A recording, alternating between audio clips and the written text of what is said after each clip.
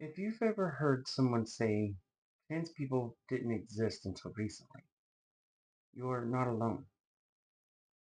It's a common belief, and honestly, it's an understandable one. Because the word transgender is actually relatively new.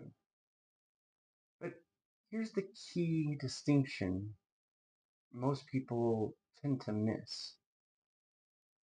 Words can be new while the people they describe still not be.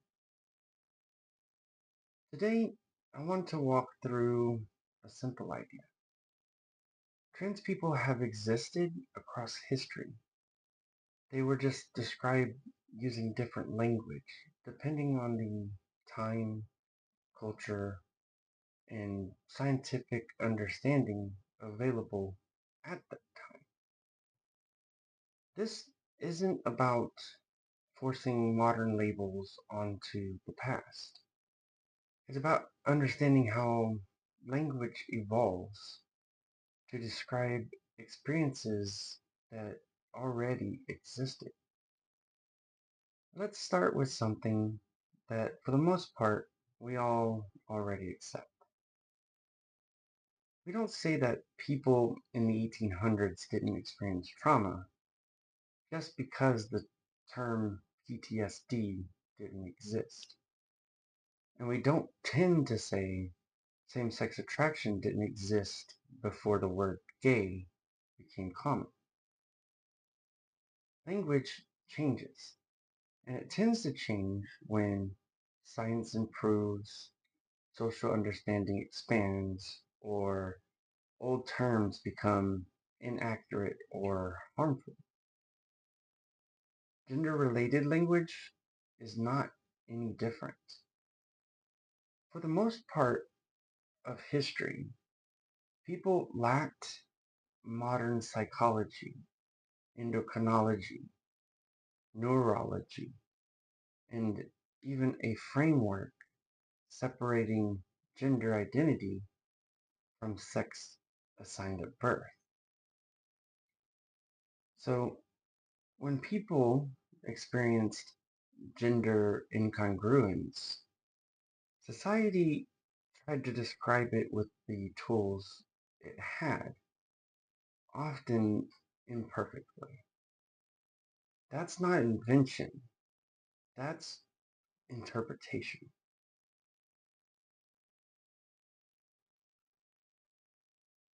In the late 1800s and early 1900s, psychologists began documenting people who experienced a profound mismatch between their physical sex and their internal sense of self.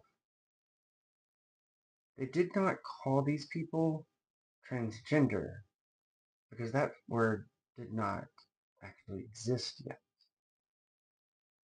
Instead, these scientists used terms such as sexual inversion, transvestism, and transsexual. These terms were limited. They often medicalized identity, focused too heavily on the bodies, and reflected cultural biases of their time. But importantly, they were attempts to describe real people, reporting consistent experiences across countries and decades. Doctors weren't inventing these stories, they were recording them. And many of those early patients described things we would now clearly recognize as what we call gender dysphoria. Western medicine is not the sole authority on human experience. Many cultures recognized gender variant people long before modern science, often without pathologizing them.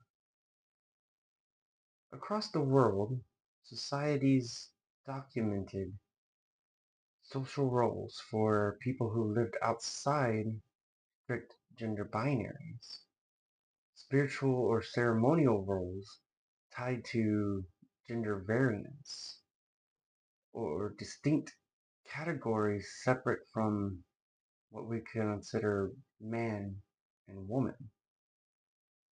These weren't modern political movements, they were cultural observations.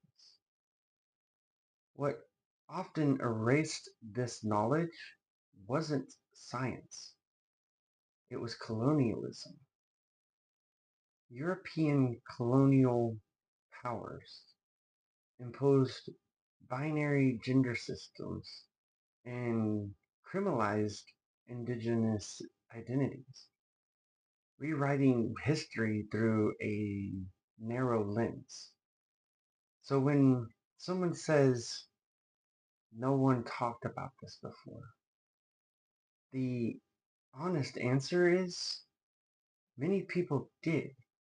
They just weren't allowed to keep using their language. By the mid to late 20th century, researchers and activists recognized the problem. Older terms focused too much on surgery, framed identity as a disorder, and failed to capture social and psychological realities. So a broader term emerged, transgender. It allowed people to describe identity, not just medical transition, social roles, and lived experience, a spectrum of gender diversity, and importantly, it didn't erase older identities. Some people still identify as transsexual. Some use cultural specific terms, and still some use none at all. Language didn't overwrite history, it clarified. You might still be wondering, why does this still feel new now?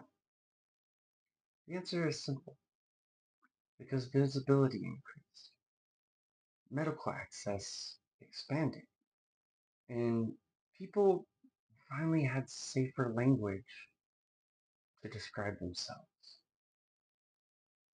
Another question you might have is, isn't this just a trend? Well, trends spike and fade, but historical records show consistent gender variance across centuries, even when it was dangerous to acknowledge. And one last question you might still have is, why do words keep changing? Because precision matters, and because people deserve language that reflects their reality instead of distorting it. This conversation isn't about forcing labels onto anyone. It's about accuracy. When we pretend trans people are new, what we actually do is erase history, misunderstand science, and fuel unnecessary fear.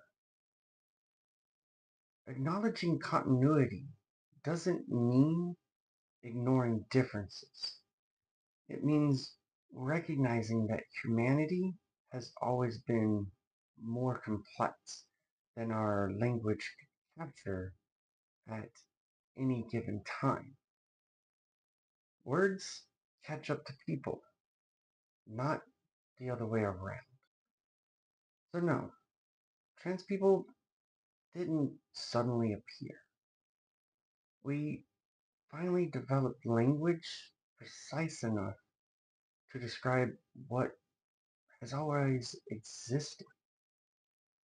Different names, same humanity. If you would like to learn more about trans stuff, please subscribe and I will see you next time.